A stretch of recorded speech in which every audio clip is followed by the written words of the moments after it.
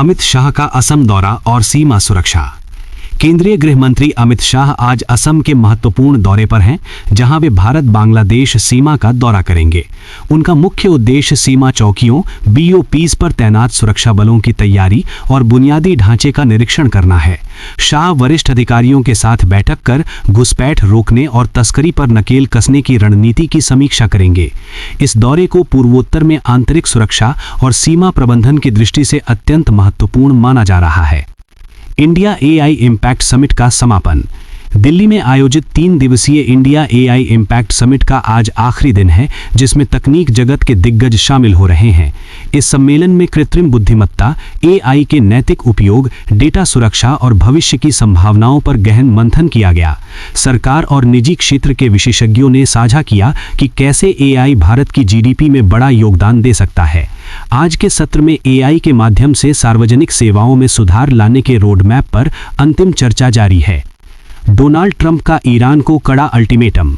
अमेरिकी राष्ट्रपति Donald Trump ने ईरान को लेकर एक बेहद सख्त रुख अपनाते हुए 10 से 15 दिनों का अल्टीमेटम दिया है। ट्रंप ने स्पष्ट किया है कि यदि ईरान निर्धारित समय सीमा के भीतर नई परमाणु डील पर सहमत नहीं होता तो उसे गंभीर परिणाम भुगतने होंगे। इस बयान के बाद वैश्विक राजनीति में तनाव बढ़ गया है और तेल की कीमतों पर भी इसका असर दिखने की संभावना है। अमेरिका ने संकेत दिए हैं कि वे ईरान पर और भी कड़े आर्थिक प्रतिबंध लगाने के लिए तैयार हैं। पैक्स सिलिका गठबंधन में भारत की भूमिका। भारत वैश्विक स्तर पर तकनीक और आपूर्ति श्रृंखला को मजबूत करने के लिए पैक्स सिलिका गठबंधन में शामिल होने की तैयारी कर रहा है। इस गठबंधन का मुख्य उद्देश्य चीन पर निर्भरता कम करना और सेमीकंडक्टर और AI चिप्स की निर्बाध आपूर्ति सुनिश्चित करना है। भारत की भागीदारी से घरेलू चिप निर्माण क्षेत्र को नई ऊर्जा और विदेशी निवेश मिलने की उम्मीद है। यह रणनीतिक कदम भारत को वैश्विक डिजिटल इकोनॉमी के एक पावर हाउस के रूप में स्थापित करने की दिशा में बड़ा प्रयास है। बांग्लादेश के साथ वीजा सेवाओं की बहाली। भारत सरकार बांग्लादेश में अपनी वीजा सेवाओं को पूर्ण रूप से फिर से बहाल करने की दिशा में सक्रियता से काम कर रही है। पिछले कुछ समय से कूटनीतिक कारणों से प्रभावित रही इन सेवाओं के शुरू होने से दोनों देशों के बीच सामाजिक और व्यापारिक संबंध सुधरेंगे। यह कदम विशेष रूप से उन लोगों के लिए राहत भरा होगा जो इलाज, शिक्षा और व्यापार के लिए भारत आना चाहते हैं। विदेश मंत्रालय ने संकेत दिया है कि सुरक्षा मानकों को ध्यान में रखते हुए प्रक्रिया को सरल बनाया जाएगा। बागलकोट में सांप्रदायिक तनाव और पुलिस कार्रवाई। कर्नाटक के बागलकोट जिले में शिवाजी जयंती के जुलूस के दौरान 2 समुदायों के बीच अचानक झड़प हो गई, जिससे स्थिति तनावपूर्ण हो गई। उपद्रवियों ने पथराव किया, जिसके बाद पुलिस को भीड़ को तितर-बितर करने के लिए लाठीचार्ज और आंसू गैस का प्रयोग करना पड़ा। घटना के बाद इलाके में भारी पुलिस बल तैनात है और धारा 144 लागू कर दी गई है। स्थानीय प्रशासन ने शांति बनाए रखने के लिए दोनों पक्षों के गणमान्य लोगों के साथ बैठक बुलाई है। असम कांग्रेस को झटका। भूपेन बोरा का भाजपा में प्रवेश। असम की राजनीति में एक बड़ा उलटफेर होने जा रहा है, क्योंकि पूर्व प्रदेश कांग्रेस अध्यक्ष भूपेन बोरा 22 फरवरी को भाजपा में शामिल होंगे। असम के मुख्यमंत्री हिमंत बिस्वा शर्मा ने खुद इस खबर की पुष्टि करते हुए इसे कांग्रेस के लिए एक बड़ा नुकसान बताया है। बोरा के साथ कई अन्य स्थानीय नेताओं के भी भाजपा का दामन थामने की चर्चा है, जिससे राज्य में विपक्ष कमजोर हो सकता है। यह घटनाक्रम आगामी स्थानीय चुनावों से पहले भाजपा की पकड़ को और मजबूत करने वाला माना जा रहा है। हरियाणा विधानसभा का बजट सत्र प्रारंभ। हरियाणा विधानसभा का बजट सत्र आज से शुरू हुआ है, जिसमें राज्य के आर्थिक भविष्य को लेकर बड़ी घोषणाएं होने की उम्मीद है। सत्ताधारी गठबंधन किसानों, बेरोजगारों और महिलाओं के लिए नई कल्याणकारी योजनाओं का खाका पेश कर सकता है। वहीं विपक्षी दल कानून व्यवस्था और बेरोजगारी के मुद्दे पर सरकार को घेरने की पूरी तैयारी में है। सदन की कार्यवाही के दौरान बजट आवंटन को लेकर तीखी बहस होने के आसार हैं, जिस पर पूरे प्रदेश की नजर है। AI नियमन पर BJD विधायक का बयान। दिल्ली में आयोजित समिट के दौरान BJD विधायक ने कृत्रिम बुद्धिमत्ता AI की बढ़ती भूमिका पर महत्वपूर्ण टिप्पणी की है। उन्होंने कहा कि AI अब केवल कल्पना नहीं बल्कि एक वास्तविकता बन चुका है, जो हमारे दैनिक जीवन को प्रभावित कर रहा है। उन्होंने इसके दुरुपयोग को रोकने के लिए सख्त और पारदर्शी नियमन रेगुलेशन की आवश्यकता पर जोर दिया है। विधायक के अनुसार तकनीक का लाभ तभी है जब वह मानव अधिकारों और निजता का सम्मान करे। राजस्थान में सैनी माली समाज का विरोध प्रदर्शन।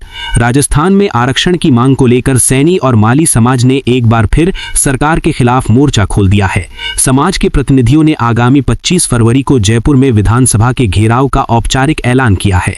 उनकी मुख्य मांग सरकारी नौकरियों और शिक्षा में समाज के लिए अलग से आरक्षण कोटा सुनिश्चित करना है। इस घोषणा के बाद प्रशासन अलर्ट पर है और आंदोलन को शांतिपूर्ण बनाए रखने के लिए बातचीत की कोशिशें की जा रही हैं। जबलपुर मंदिर में पथराव और तनाव। मध्य प्रदेश के जबलपुर जिले के सिहोरा इलाके में एक मंदिर में आरती के दौरान अज्ञात तत्वों द्वारा पथराव की घटना सामने आई है। इस घटना के बाद स्थानीय भक्तों में भारी आक्रोश फैल गया और स्थिति को देखते हुए अतिरिक्त पुलिस बल तैनात किया गया है। पुलिस ने मामले की गंभीरता को देखते हुए कुछ संदिग्धों को हिरासत में लिया है और सीसीटीवी फुटेज खंगाले जा रहे हैं। प्रशासन ने लोगों से शांति बनाए रखने और किसी भी अफवाह पर ध्यान न देने की अपील की है। धार्मिक आयोजनों पर कड़ी सुरक्षा व्यवस्था।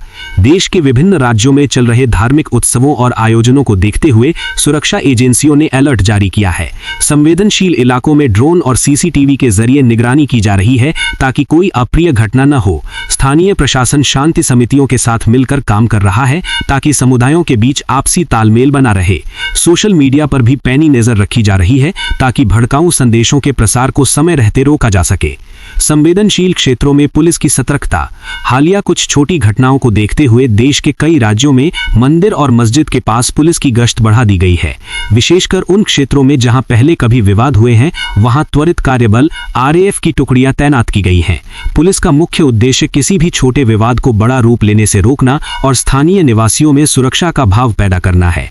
थाना स्तर पर शांति वार्ता आयोजित कर समुदायों के बीच संवाद स्थापित किया जा रहा है। भाईचारे के लिए सामाजिक समूहों की अपील। बढ़ते तनाव और छोटी मोटी झड़पों के बीच कई प्रमुख सामाजिक संगठनों और धार्मिक गुरुओं ने जनता से एकजुट रहने की अपील की है।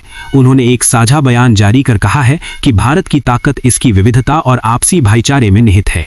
इन समूहों ने युवाओं से अपील की है कि वे कट्टरपंथी विचारधाराओं से बचें और देश की प्रगति में योगदान दें। सद्भावना यात्राएं और सामूहिक चर्चाएं आयोजित कर समाज में सकारात्मकता फैलाने के प्रयास तेज किए गए हैं। सुरक्षा एजेंसियों द्वारा हॉटस्पॉट की पहचान। राष्ट्रीय सुरक्षा एजेंसियां और राज्य पुलिस बल देश के उन इलाकों को चिन्हित कर रही हैं जो सांप्रदायिक रूप से संवेदनशील हैं। इन हॉटस्पॉट क्षेत्रों में खुफिया तंत्र को मजबूत किया जा रहा है ताकि किसी भी साजिश का समय रहते पता लगाया जा सके। सुरक्षा ब्लूप्रिंट तैयार किया गया है जिसमें उपद्रवियों के खिलाफ सख्त डेटाबेस और निगरानी प्रणाली शामिल है। सरकार का लक्ष्य तकनीक का उपयोग कर इन क्षेत्रों में स्थायी शांति और सुरक्षा सुनिश्चित करना है। राजस्थान विधानसभा घेराव की तैयारी। राजस्थान के सैनी माली समाज द्वारा 25 फरवरी को होने वाले विधानसभा घेराव के लिए राज्य भर में लामबंदी शुरू हो गई है। आरक्षण संघर्ष समिति के नेतृत्व में गांव-गांव जाकर लोगों को इस प्रदर्शन में शामिल होने के लिए प्रेरित किया जा रहा है। प्रदर्शनकारियों का कहना है कि लंबे समय से उनकी मांगों को अनसुना किया जा रहा है, इसलिए अब वे निर्णायक लड़ाई के मूड में हैं। पुलिस प्रशासन ने सुरक्षा के पुख्ता इंतजाम करने और यातायात डाइवर्ट करने की योजना बनानी शुरू कर दी है। राजस्थान का मौसम। सर्दी की विदाई, गर्मी की दस्तक।